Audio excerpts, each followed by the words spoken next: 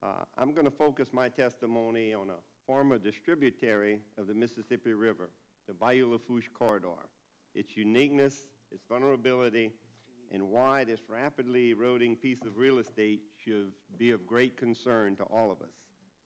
The Gulf's key energy support infrastructure is not widely distributed throughout the Gulf. 80% of the oil and 87% of the natural gas comes from offshore Louisiana. Port Fourchon has evolved into the most significant energy support facility on the Gulf of Mexico. It services over 90% of the deepwater activity in the Gulf, 45% of the shelf, and is the support base for LOOP, the Louisiana offshore oil port, which handles 13% of the nation's foreign oil. The pipeline infrastructure that connects to 50% of the U.S.'s refining capacity runs through our port.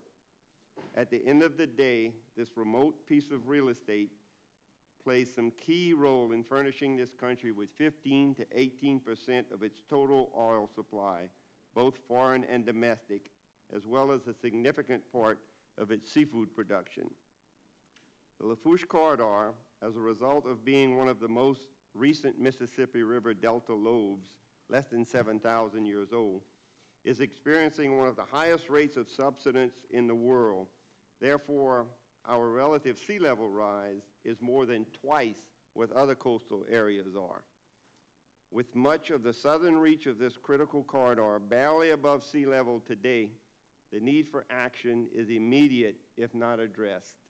The vulnerability of this nation's energy security will increase greatly. Unreliability plays a big part in today's record gas prices. A recent study determined that in 2006, over $63 billion worth of oil and gas was tied to this port.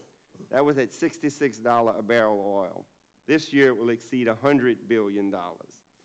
It's conservatively estimated a 3-week loss in services from Port Fourchon would lead to a loss of almost $10 billion in sales, $2.9 billion in household earnings, 77,440 jobs nationwide. Just a 3-week disruption. By the way, it would also include an additional 21.6 cents per gallon increase in gasoline prices nationwide. Without increased levee protection and infrastructure upgrades, we will simply be unable to sustain ourselves and what we provide to this nation.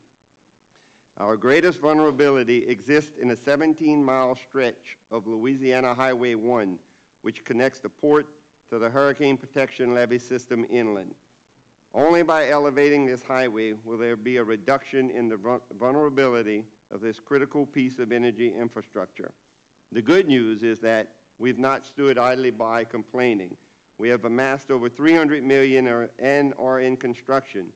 The bad news is this is only enough money for half of the distance. So in essence, we have half a bridge to energy security. There are some very real, very critical components of our energy infrastructure that are at huge risk today.